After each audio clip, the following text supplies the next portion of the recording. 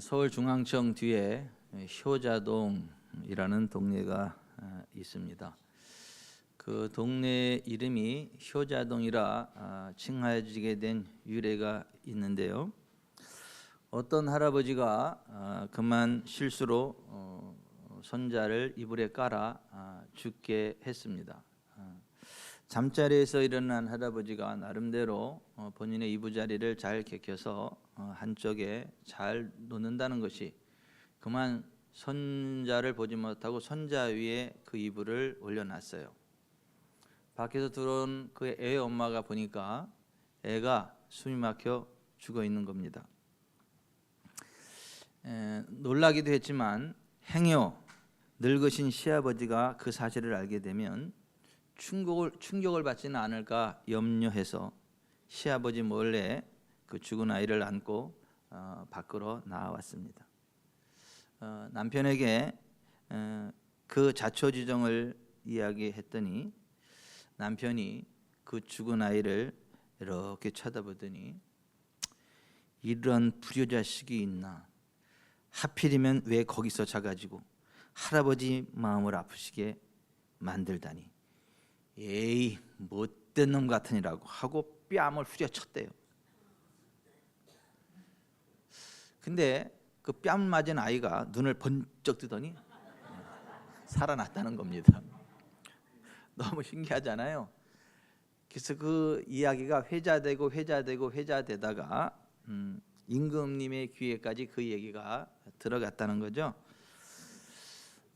자식의 죽음보다도 아버지의 건강을 더 걱정한 그 아들의 효성을 가상히 여겨서 그에게 큰 상을 내려주었고, 그가 사는 동네 이름을 효자동이라 칭하면서 백성들로 하여금 이렇게 효가 이만큼 중요하다라는 것을 본받도록 했다는 이야기입니다. 오늘은 52번째 맞이하는 어버이 주일입니다.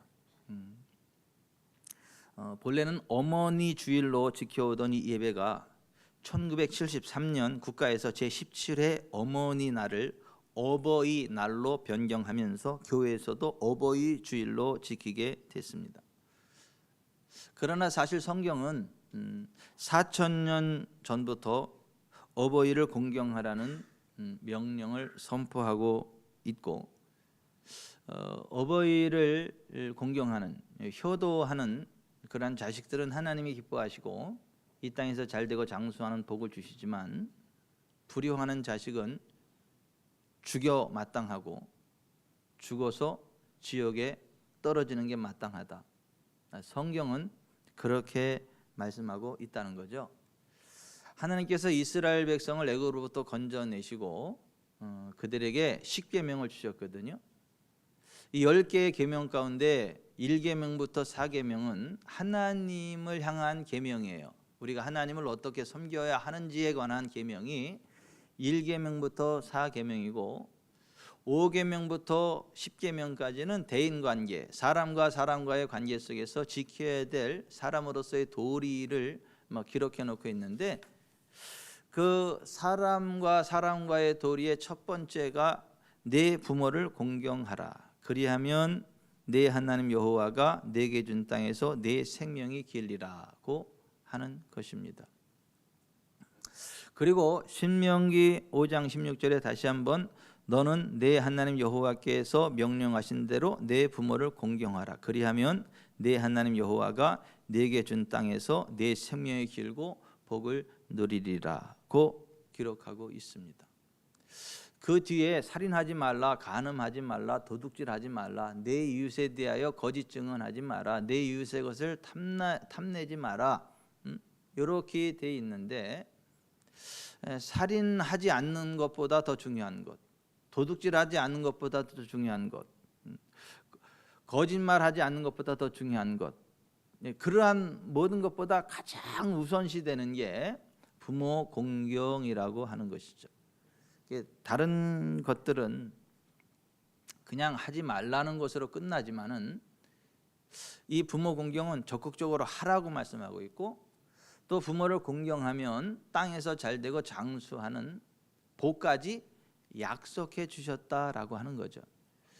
이 구약의 십계명을 잘 알고 있던 사도 바울이 그 십계명에 의거해서 오늘 본문 에베소 6장 1절부터 3절에 이렇게 말씀하고 있죠.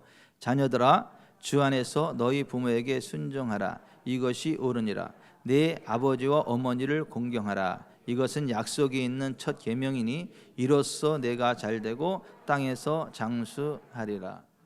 오늘 어버이 주일을 맞이해서 하나님의 약속이 있는 이 첫 계명에 관한 말씀을 선포하기를 원합니다. 부모 공경은 하나님의 커맨드, 명령이에요.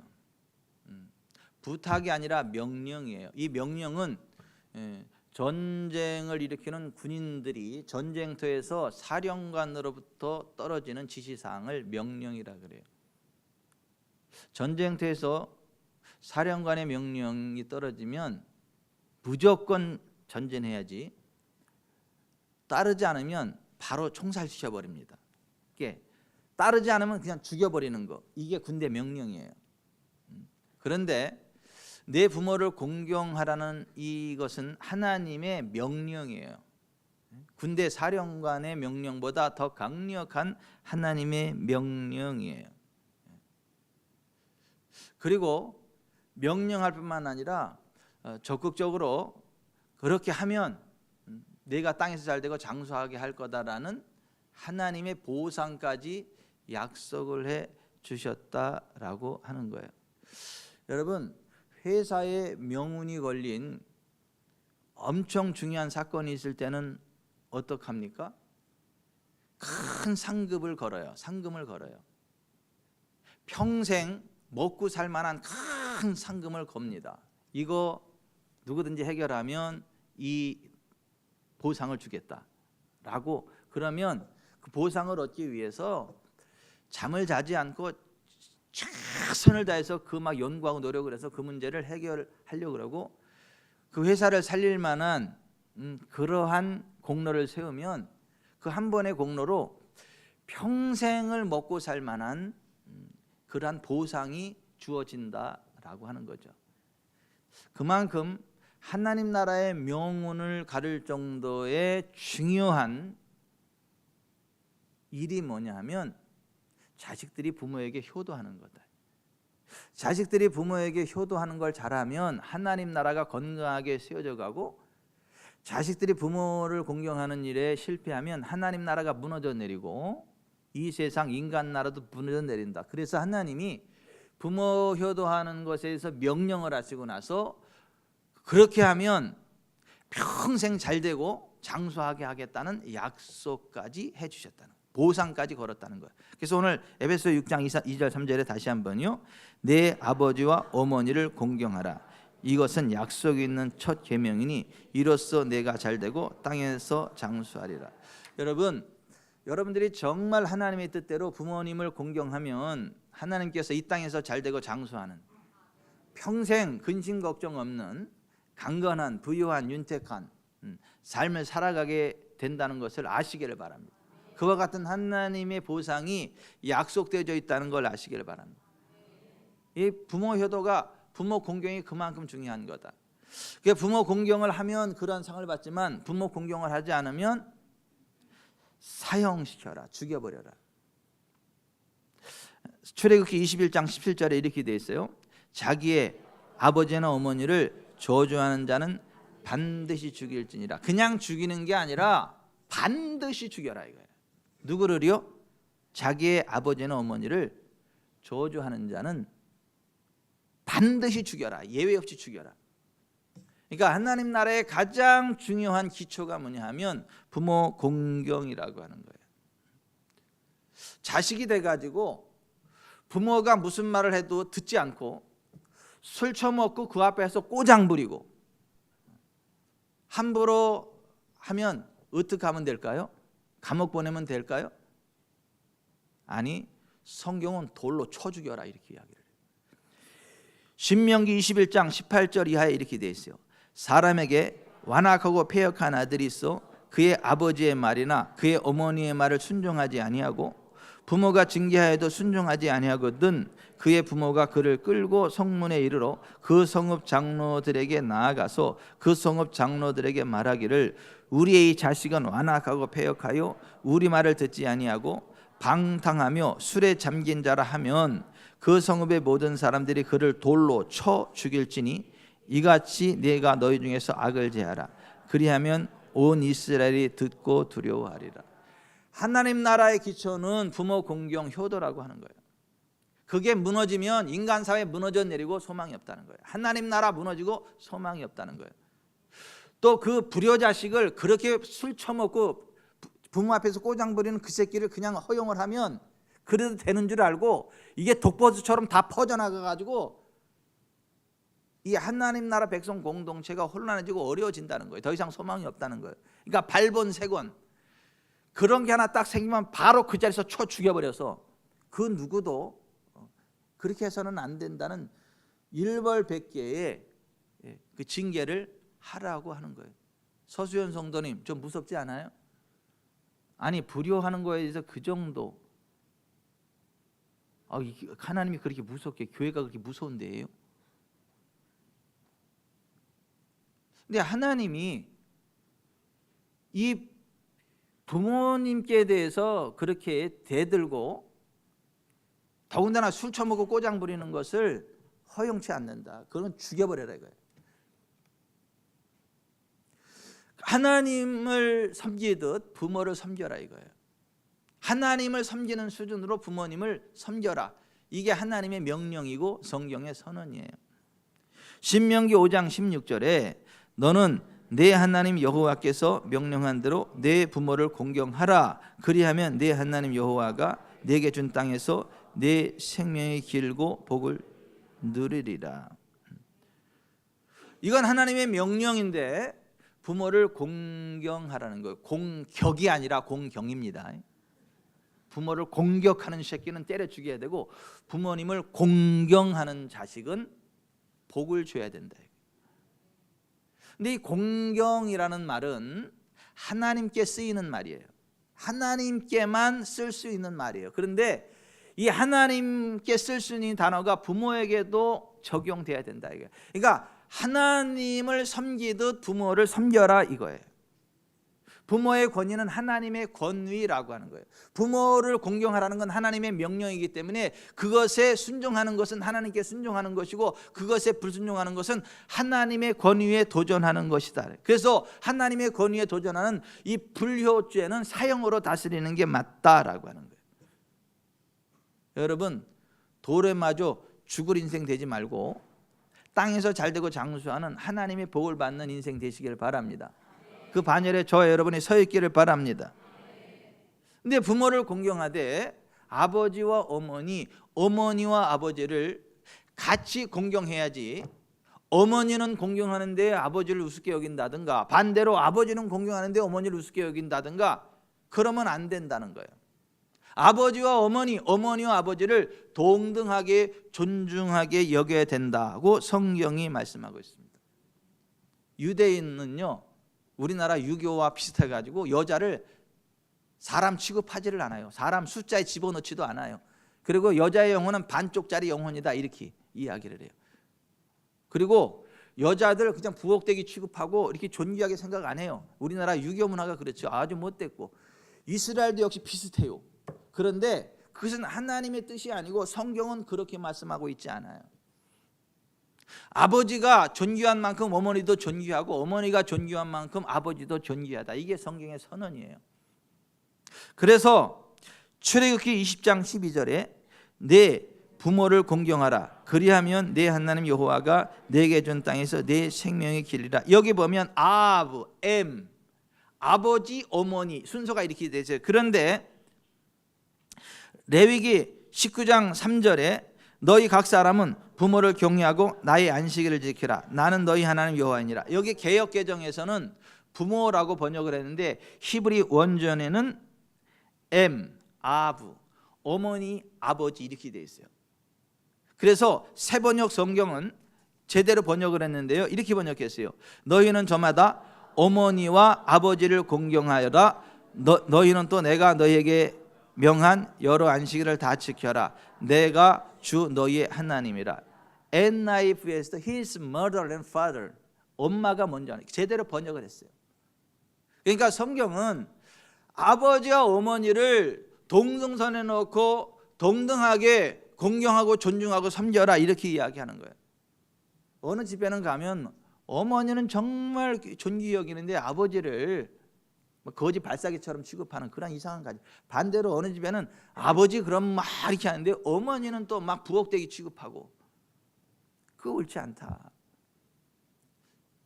어머니 아버지가 뭐 잘하든 못하든 그것과 상관없이 어머니 아버지는 어머니 아버지라는 그 자체로 공경을 받아야 되고 존경해야 되고 하나님을 섬겨야 된다. 이것이 성경이 말씀하고 있는 하나님의 명령입니다.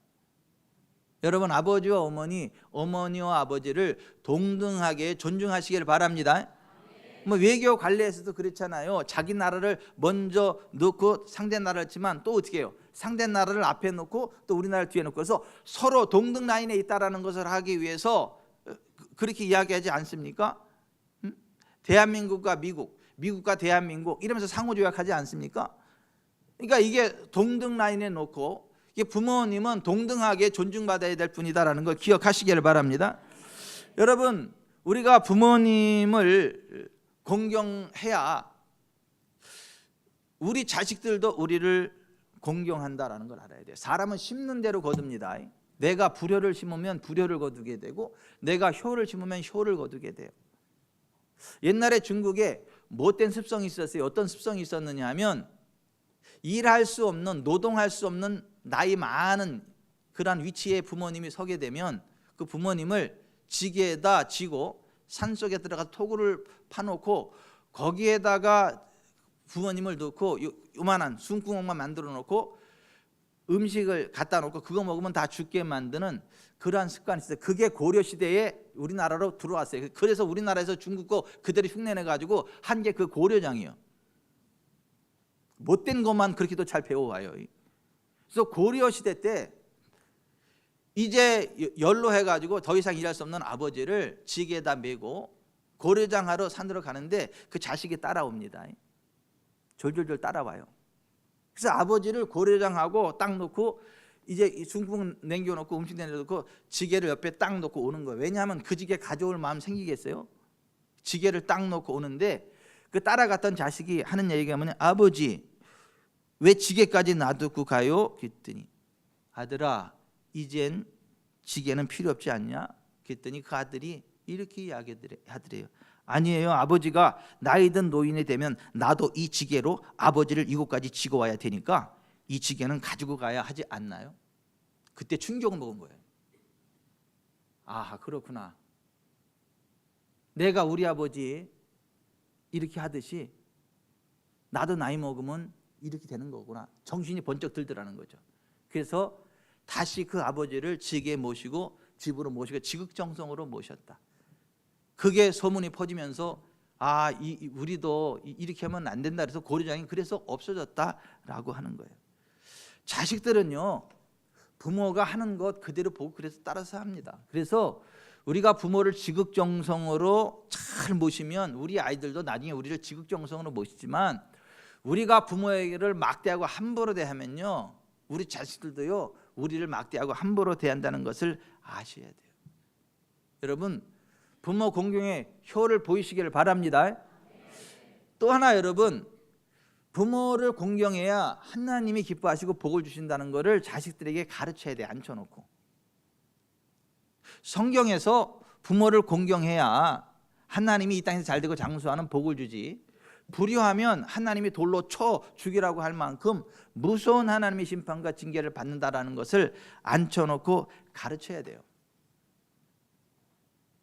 그렇지 않으면 그렇게 무겁게 생각 안 해요.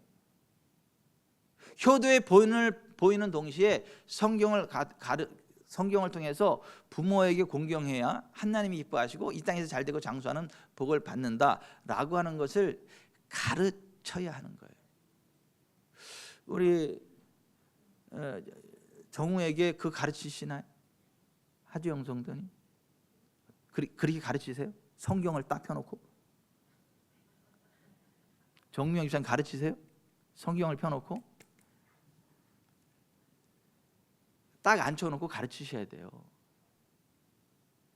예진이도 말 알아 듣기 전부터 가르쳐야 돼. 딱 앉혀놓고. 그래야 걔네들이 복을 받고 나중에 두 분이 행복해요. 여러분 여기 좀 보세요. 자식들을 앉혀놓고 그걸 가르쳐야 돼요. 우리도 가르치긴 가르쳤는데 한참 된 것 같아. 올해는 다시 한번 하진이 일본에서 들어오면 셋 앉혀놓고 다시 한번 가르쳐야 될 것 같아. 니들 이놈의 새끼들아 복 받고 잘 되려면 엄마 아빠한테 잘해.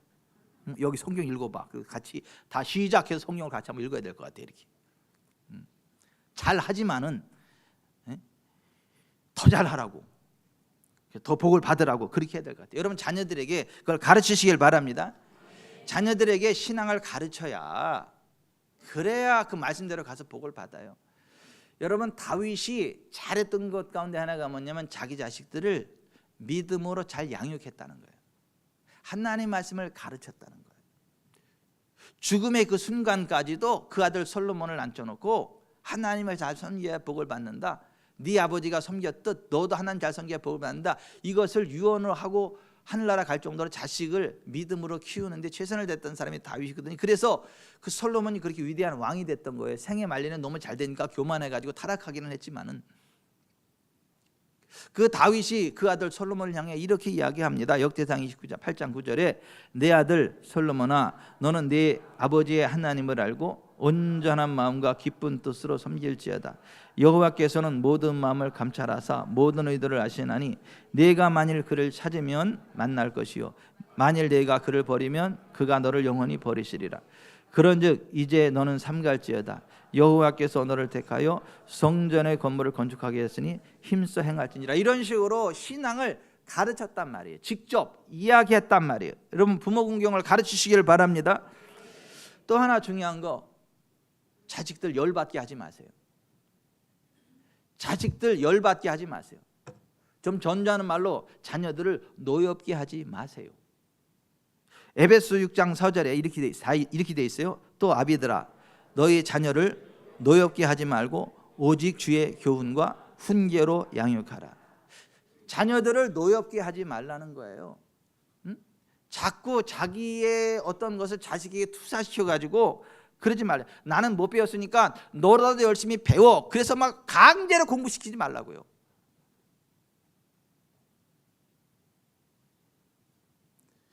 야 엄마 아빠 체면이 있지 그게 뭐냐 그런 식으로 얘기하지 말라는 거예요. 그렇게 윽박지르지 말라는 거예요. 그냥 아이들에게 이것저것 좋은 경험을 자꾸 시켜주고 하나님 주신 재능이 뭔지를 발견할 수 있도록 이것저것 자꾸 기회를 주고, 그리고 이렇게 가르칠 게 있으면 정중하게 아들아 딸아 이렇게 정중하게 이야기를 해서 한번 생각을 하고 이게 좀 삶의 방향을 잘 고민할 수 있도록 그렇게 기회를 줘야지 막 윽박지르고 막 그러면 안 된다라고 하는 거예요. 자녀를 노엽게 하지 말아라. 자기 기분 풀이하지 말아라. 우리는 하림이한테 그 가장 많은 에너지를 쏟았어요. 첫 애니까 기대감이 많아가지고 저기 태교로부터 시작을 해가지고 애가 태어났을 때 책도 많이 읽어줬고, 그때 동화책이 그냥 벽 꽉 그냥 쌓아놓은 그 동화책, 그리고 어릴 때부터 다 시켰어요. 피아노, 바이올린, 플룻, 이렇게 다 박싱, 그러니까 이것저것 다 이렇게 시켜봤어요. 그런데 보십시다. 그러다 보니까 얘가 하나님이 자기에 주신 기질을 자연스럽게 발견하게 되고, 나는 음악, 그래서 음악을 전공하는 거예요. 작곡을 전공하고 교육대학원을 나와서 지금 음악 선생님 하는 거예요.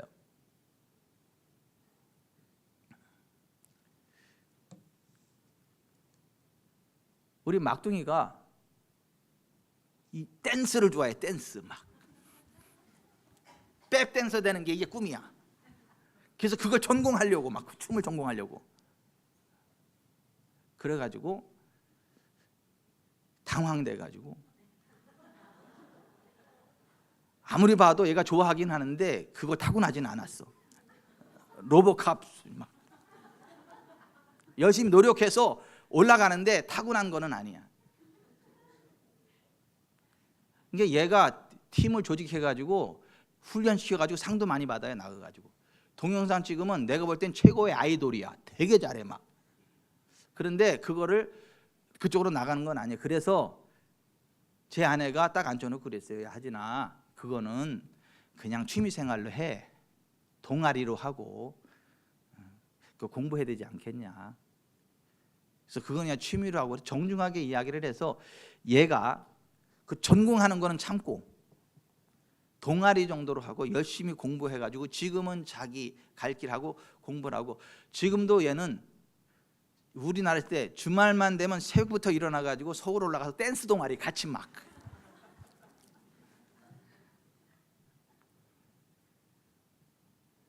근데 자 보십시다. 무슨 얘기를 하고 싶은 거냐 하면, 아이들이 어떤 거를 할 때 윽박질러서 분노하게 하지 마라. 열받게 하지 마라. 정중하게 이야기를 해라. 그래서 자기가 스스로 생각해서 결정할 수 있도록 기회를 줘라. 따라서 하십시다. 애들 열받게 하지 마라. 애들 열받게 하지 마라. 분노하게 하지 마라. 절대 그러지 말라는 거예요. 절대. 그냥 애 잘하는 거 잘. 그리고 그게 내 옛날 모습이에요. 왜 콩이 났겠어요? 콩을 심었으니까 콩이 나왔지. 왜 팥이 나왔겠어요? 팥을 심었으니까 팥이 나왔겠지. 갈라디아서 6장 7절은 이렇게 말씀해요. 스스로 속이지 말라. 하나님은 없인 여김을 받지 아니하시나니 사람이 무엇으로 심든지 그대로 거두리라. 그 모습이 옛날 내 모습이요. 그래도 내가 이만큼 살아 하나님의 은혜로. 그러면 걔네들도 하나님의 은혜로 나만큼은 살 거니까 염려 붙들어 매세요. 그리고 기도하면서 격려하고 세워주고 축복하세요. 그러면 나보다 더 잘 나가요.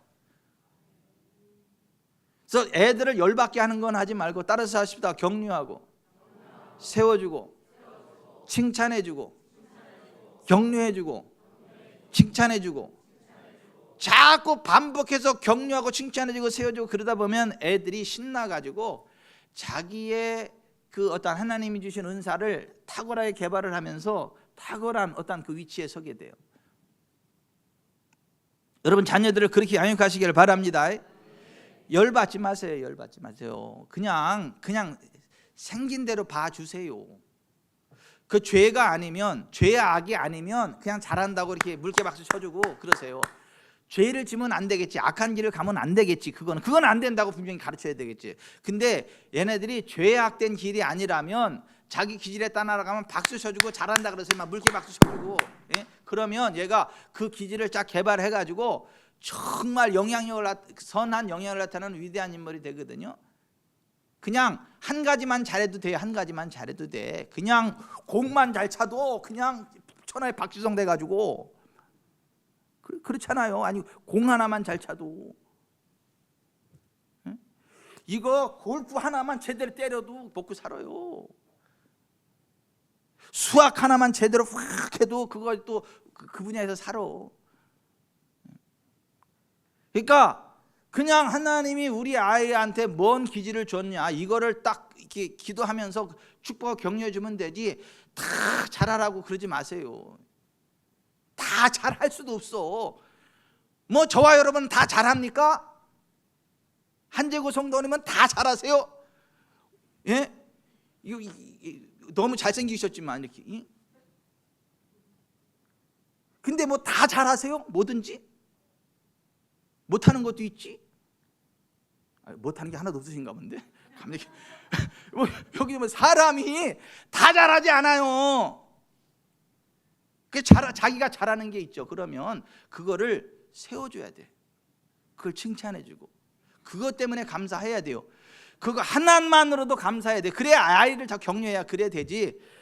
아이들 열받게 하면 안 돼요. 이제 한 마디만 한 번만 더 합시다. 애들 열받게 하지 말자. 애들 열받게 하지 말자. 그 모습이 네 옛날 모습이다.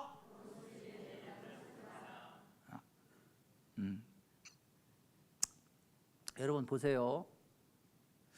우리가 자식을 노엽게 하면 안 되고 또 하나 부모님한테 효도를 해야 되는데 부모님을 공경해야 되는데 어떻게 하는 게 부모를 공경하는 거냐 하면 부모님과 많은 대화를 나누는 게 효도예요. 따라서 하십시다. 부모님과 많은 대화를 나누는 것이 효도고 공경입니다. 어른이 뭔 얘기를 하면 들으세요. 따지지 말고 교정하지 말고.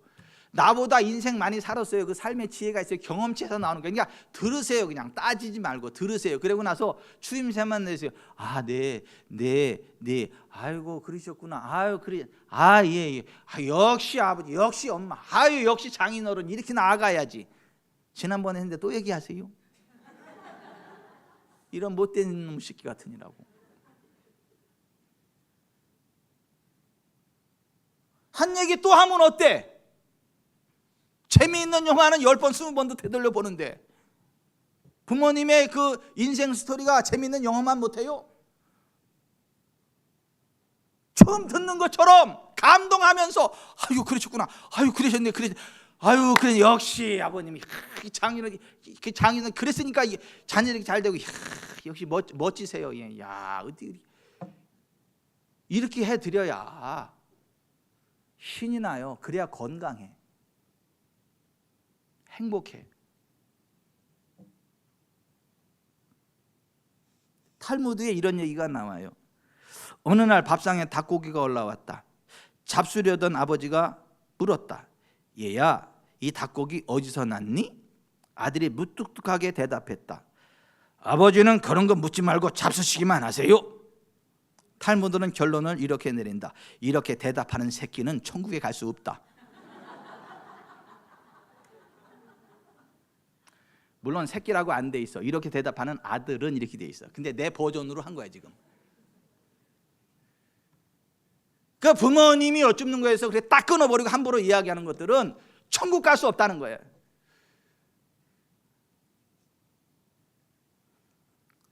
여러분 하나님도 하나님의 자녀인 우리와 대화하는 걸 기뻐하시거든요. 이사야서 1장 18절에 이렇게 되어 있거든요. 여호와께서 말씀하신다. 오너라 우리 허심탄회하게 이야기해보자. 너희 죄가 주홍 같을지라도 눈과 같이 희게 될 것이며 진홍같이 붉을지라도 양털처럼 되리라. 그러니까 이렇게 대화하는 것들을 하나님이 기뻐하신다 이거예요. 근데 부모님도 마찬가지. 무뚝뚝한 것 같지만은 자식들이 이야기하는 거 다 들어요. 듣기를 원하고.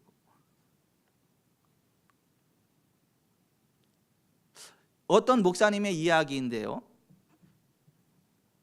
몇 년 전에 어느 성도님과 대화를 나누다가 깜짝 놀란 적이 있습니다. 제가 물었습니다. 아드님이 뭐 하세요? 하고 물으니 난 몰라요. 도대체 무엇하고 다니는지 말을 해야 알지. 좀 물어보시죠 했더니 물어보면 뭐라는 줄 알아요? 퉁명스럽게 몰라도 돼요? 라는 대답뿐이죠. 그러면 안 된다는 거예요. 부모님과 대화를 잘하고 부모님께 감사를 표하고 칭찬을 해드려야 된다. 아이고 어쩌면 그렇게 건강하세요? 백수는 걱정 없으시겠어요?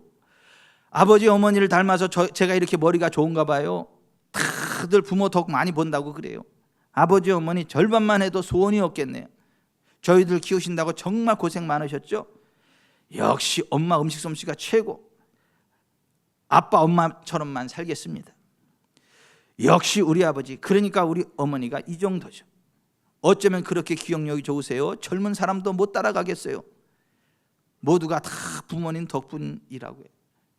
엄마 아빠 덕이죠. 이렇게 이야기를 해야 듣는 엄마 아빠가 기분이 좋고 콧구멍이 벌렁벌렁하고 골수가 윤택해가지고 뼈가 건강해지고 뇌세포가 활성화되고 그래서 조금하게 오래오래 살지. 이렇게 얘기 안 해주면요 근심이 자꾸 생겨. 뼈가 말라. 골다공증 생겨요. 뇌세포가 죽어요. 우울증이 와요. 슬퍼져요. 점점 쭈그러져요. 그러면 서로 힘들어. 칭찬의 말 한마디가 30만 원짜리 보약보다 훨씬 낫다는 거 아세요? 아니라고요? 100만 원짜리 보약보다 낫다고요? 칭찬 한마디가 정말 그 보약 못지않게 엄청난 힘을 준다니까요.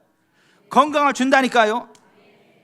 어떤 노인이 자식들이 하도 구박하니까 대들 힘은 없고 한마디 하더래요. 지는 안 늙냐.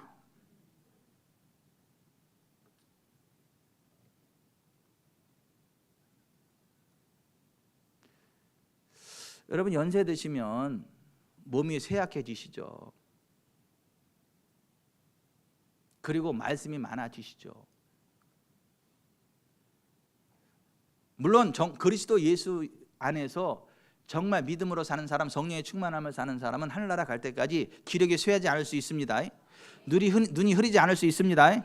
모세가 그 복을 받았어요. 이 신명기 34장 7절에 모세가 죽을 때 나이 120세였으나 그의 눈이 흐리지 아니하였고 기력이 쇠하지 아니하였더라. 저는 지구촌 사랑교회 성도들 다 이 복을 받기 바랍니다. 오늘 저와 여러분 이 복을 받기를 바랍니다. 하늘나라 갈 때까지 눈이 흐리지 않기를 바랍니다. 기력이 쇠하지 않기를 바랍니다.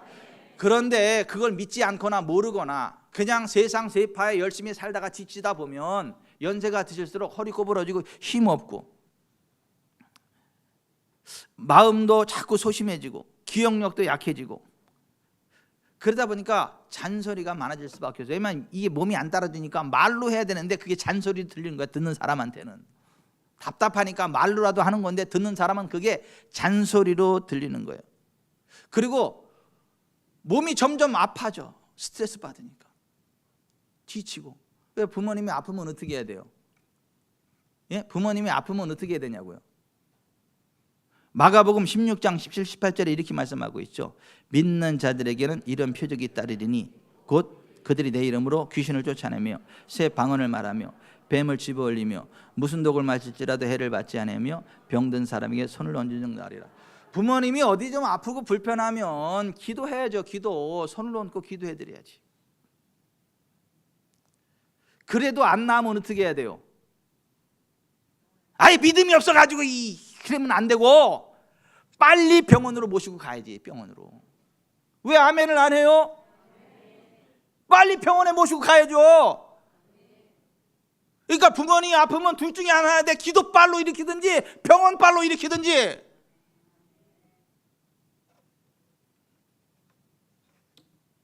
부모님이 무슨 불편해도 아파도 신경도 안 쓰고 그러면 안 돼. 인간이. 둘 중에 하나는 해야지.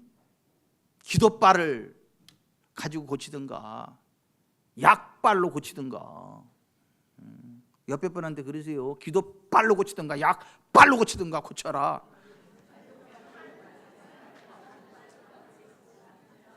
아니 부모님이 좀 연로하시고 아프시면 그렇게 신경 써 드리는 게 그게 효도라는 거예요. 그게 효도. 아이고 빨리 죽어야지. 그게 본심이 아니요. 그게 99살 먹은 할머니 생일잔치 다 모였어요. 손주들이 할머니 백수했어요. 그랬더니 화를 버럭 내더래잖아. 내년에 죽으라고. 여러분 정말 부모님 건강도 좀 신경 쓰시고 좀 아프면 기도도 해드리고 그래도 해결 안 되면 병원에 가서 약발로도 치료해드리고 그게 효도예요. 그게 부모님의 품위와 권위를 유지시켜주는 것 그게 효도예요. 부모님의 품위 권위를 세워드리세요. 집에 누가 찾아오면 먼저 부모님께 여기 우리 아버지야 우리 어머니야 우리 장인을 인사드려. 그래서 먼저 거기에 공손하게 인사 딱 드리고 그 다음에 지네 방으로 가서 무슨 뭐 이야기라든가 그래야지. 부모님이 계시는데 투명인간 취급하고 지들 방에 들어가서 그런 못된 놈의 새끼들이 있어요.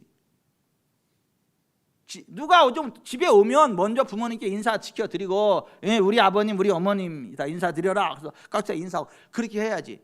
그리고 권위를 세워드리는 게 그게 맞지. 투명인간이냐고요 부모가. 또 옷도 좀 좋은 거, 여름에는 가볍고 시원한 거, 겨울에는 가볍고 따뜻한 거, 그런 옷을 사줘야지. 그 어떻게 사요? 비싸면 그래, 비싸면. 싸면 무겁고 안 따뜻해. 싸면 나이롱 해가지고 이제 찝찝하고, 이게 그래 이게. 그 사람 옷을 입은 거 보면 그 자식들이 부모를 얼마나 공경하는지가 나와. 그래서 옷 매무시를 딱 보고 나서 사람이 이게 옷이 이게 추리하면 무시해, 우습게 여겨. 근데 옷이 딱 오른쪽 딱 규격이 딱 되면 사람들이 이거 회장님 어머니신가 봐, 회장님 아버지신가 봐, 이게 자식들 잘 뒀나 봐. 그래서 존중히 여겨, 존중히. 그냥 저절로 이렇게 딱 이렇게 그러시냐고. 이렇게 몸만 봐도, 옷 매무시만 봐도. 지네들은 좋은 거 사 입으면서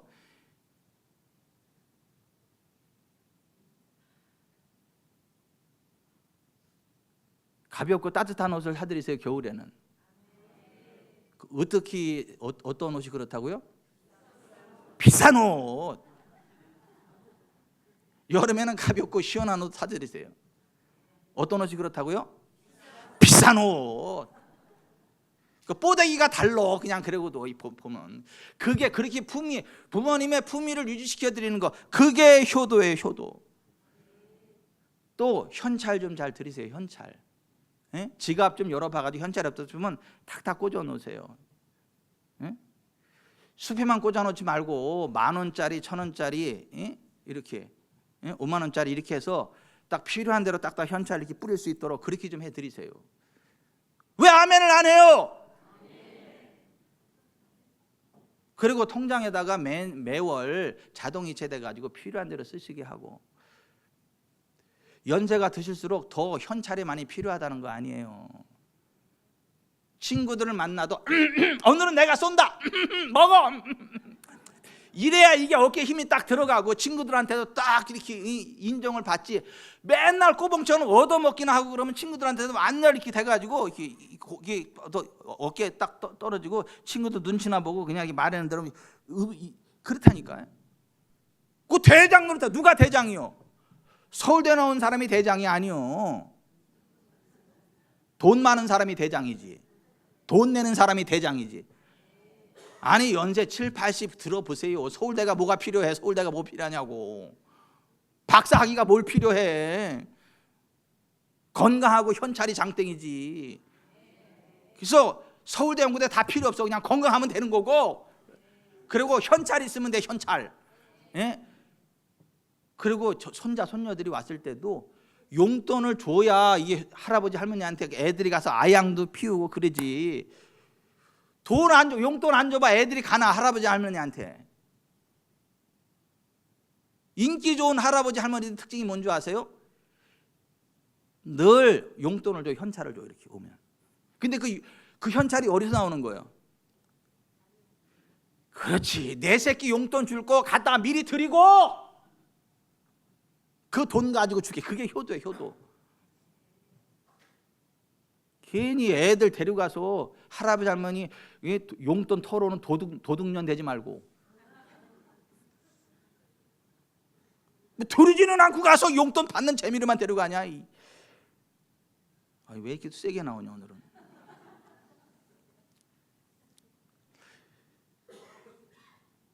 예수님이 마가복음 7장 6절부터 13절에 보면 정말 하나님을 공경하는 참된 신앙과 헛된 신앙, 가짜 신앙이 있는데, 그 기준이 뭐냐면 부모님께 용돈을 드리면 제대로 하나님 섬기는 거 맞고, 부모님께 용돈 안 드리면 그건 가짜 신앙입니다. 성경 그렇게 이야기를.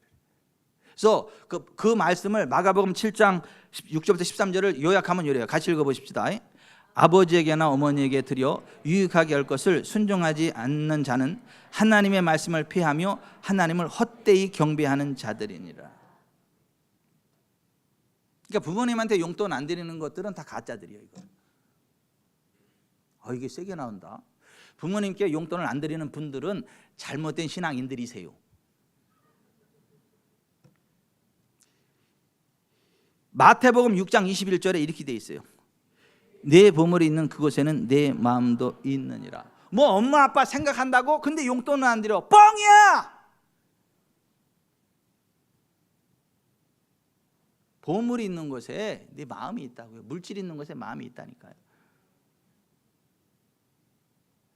그게 사랑이고 그래요. 제가 제 아내를 사랑할 때 뭐 자꾸 선물을 주고 싶은데 내 한계가 있더라고. 신학생이 뭔 돈이 있어? 그래서 길거리 가다가 구리 목걸이, 구리 반지 이런 거 뭐 5천 원이면 살 수 있는 그거, 그것도 고이고이 간직하고 있잖아. 구리 그 뭐죠? 마음이야, 마음. 근데 그게 5천 원이 아니라니까요. 나의 최선이야, 최선. 그러니까 그게 보이니까 그 구리를 귀하게 받는 거지. 1,000만 원 줄 수 있는 인간이 5천 원짜리 구리 반지 주면 받겠어요? 아니, 1,000만 원짜리 차를 막 5천만 원짜리 차를 선물로 줄 수 있는 그 능력 있는 사람이 5천 원짜리 그 구리 반지를 주면 받겠냐고. 황희정 원사님 받겠어요? 김태익 장로님 5천만 원짜리 차를 살 수 있는 능력이 되는데 5천 원짜리 구리 반지 갖다 주면 받겠냐고. 안 받지. 안 받는 데잖아. 천사 같은 황혜정 원사님도.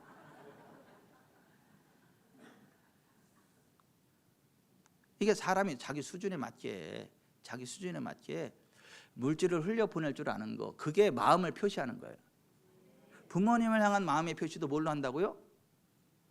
물질로 하는 거예요. 물질로.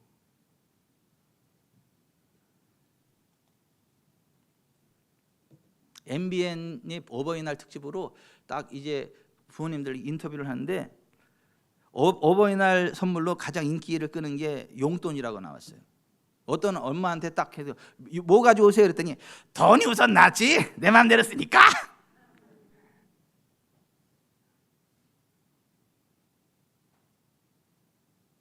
맛있는 거 사드리는 것도 그것도 효도죠. 그런데 가능하면 현찰을 같이 주면 더 좋아요. 현찰을 같이 드리면 더 좋아요.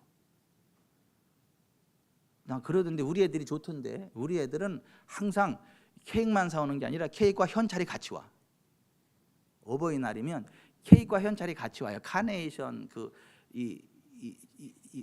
뭐야 이거 케이크, 그리고 거기다가 현찰이 같이 와. 현찰이 같이.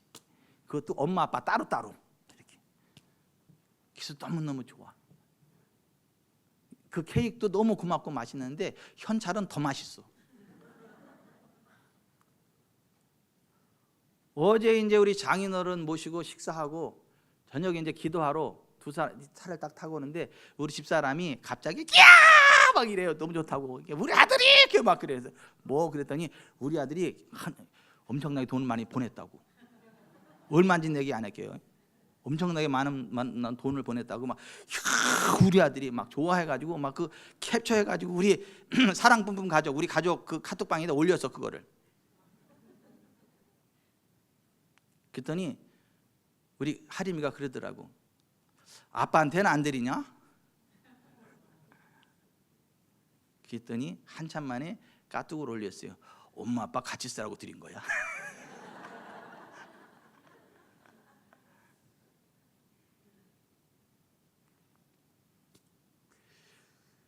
부모님의 권위와 품위를 유지시켜 드리는 게 효도예요. 그리고 그 품위 유지비가 현찰이요. 연세가 드실수록. 디모데전서 5장 4절 8절에 만일 어떤 과부에게 자녀나 손녀들이 있거든 그들로 먼저 자기 집에서 효를 행하여 부모에게 보답하기를 배우게 하라. 이것이 하나님 앞에 받으실 만한 것이니라. 누구든지 자기 친족 특히 자기 가족을 돌보지 아니하면 믿음을 배반한 자요 불신자보다 더 악한 자니라. 불효자식은 불신자보다 더 악한. 이거는 물질을 이야기하는 거. 물질로 부모 봉양하지 않는 거는 불신자보다 더 악한 자래. 그럼 불신자보다 더 악한 자가 천국 가겠어요? 지옥 가겠어요? 부모님 용돈도 안 드리면서 천국 간대. 웃기고 자빠졌어 진짜. 아유 너무 세게 나온다고 또 우리 사모님 얼굴이.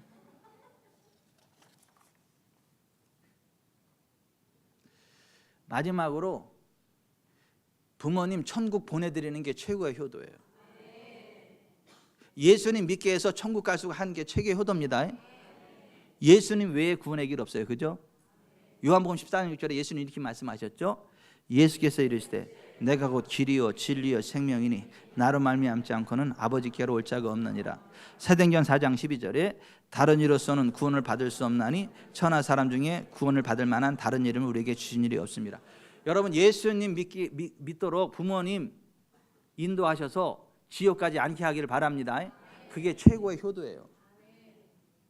아무리 돈이 많아도 아무리 권력이 많아도 죽어서 지옥 가면 그거는 복이 아니에요.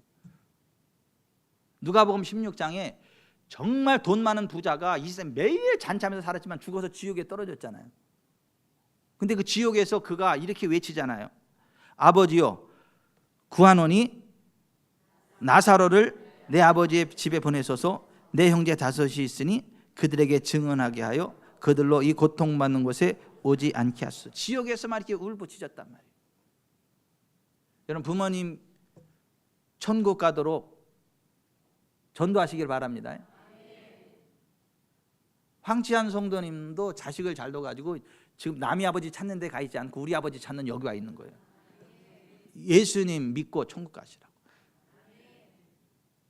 그 파주에 계실 때도 그냥 1년에 2번은 꼭 우리 교회 의무적으로 와야 돼. 왜냐하면 하루 전에 가가지고 하고 그냥 모시고 와. 이게 부활절 주간 한영원 사람인데 꼭 와서 이 복음 듣고 예수님 믿게 해서 절대 지옥 가면 안 된다고. 그래서 황치한 성도님 예수님 믿으시잖아요. 황치한 성도님 예수님을 주님으로 믿으시죠? 예, 아멘. 예, 아멘. 아멘. 부모님 지옥 가지 않게 예수님 믿도록 하는 게 이게 최고의 효도예요. 여러분 부모님께 전도해서 지옥 가지 않게 하시기를 바랍니다. 그게 최고의 효도, 최고의 효도. 말씀 맺겠습니다. 오늘의 우리는요 부모님 까닭에 있는 거예요. 부모님 우리를 낳아주셨고 우리를 위해서 희생으로 헌신하셨기 때문에 오늘의 우리가 있어요.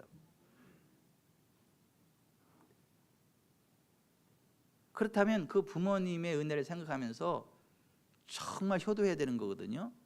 그래 하나님 기뻐해서 하시고 복을 주시거든요. 우리가 어버이의 은혜를 망각하고 살 때가 많은데 적어도 어버이날 하루만이라도 어버이주일 하루만이라도 어버이날 다시 한번 생각하고 내가 효도 제대로 하고 있는데 점검해보고 효도하는 위치에 서야 된다는 거예요. 우리 불효자는 웁니다 그 마음으로 일어나셔서 나실제 괴로움 다 잊으시고 우리 한번 어버이 은혜 찬양합니다.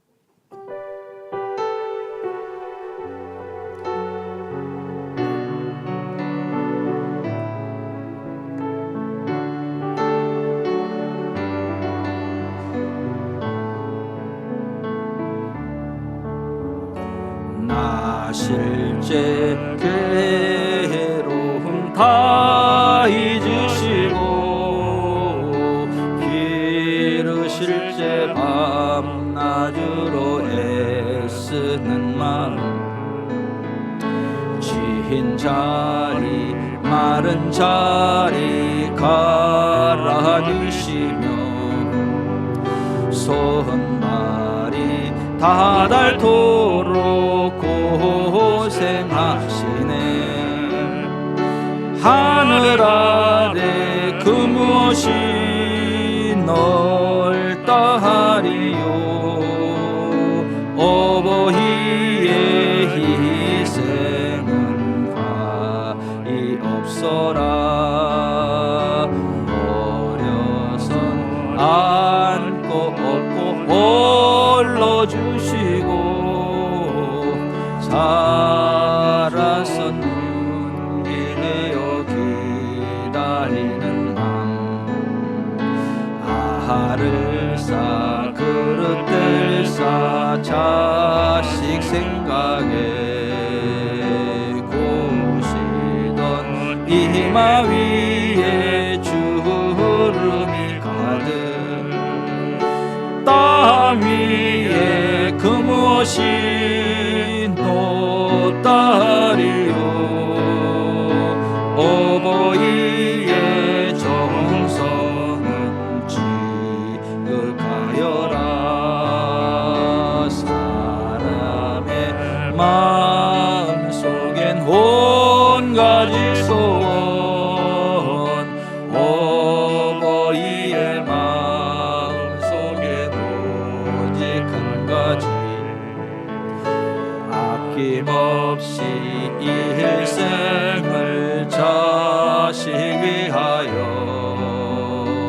달과 별을 깎아서 바치는 마음 인간의 그 무엇이 거룩하리요 어버이의 사랑은 끝이 없어라. 가슴에 손을 얹읍시다.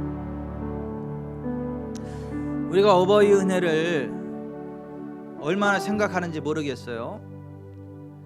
그러니까 우리가 어버이를 얼마나 정말 지극정성으로 사랑하고 섬기는지 모르겠어요. 하나님 섬기는 수준으로 부모를 섬겨라. 이게 성경의 선언이거든요.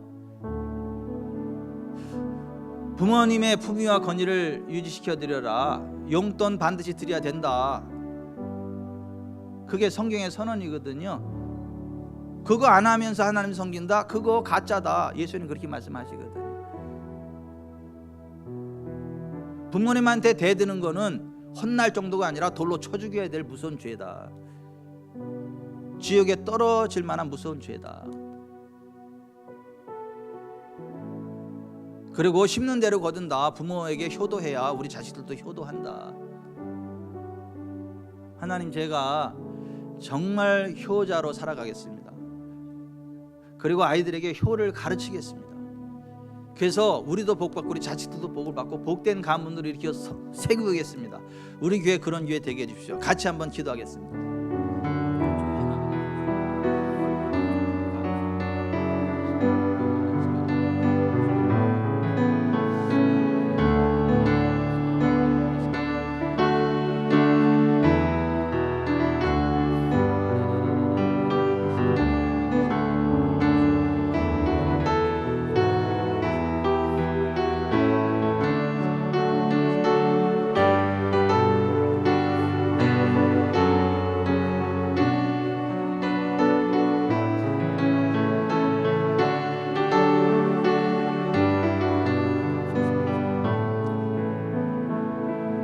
하나님, 하나님의 명령에 따라 저희가 효를 행하고 효를 가르침으로 효를 행하는 믿음의 명문가, 믿음의 먹는 교회 되게 해주시고 하나님의 복을 받는 가문, 복을 받는 교회 되기를 원합니다. 그렇게 살아갈 수 있도록 은혜 내려 주옵소서. 예수님 이름으로 기도드립니다. 아멘.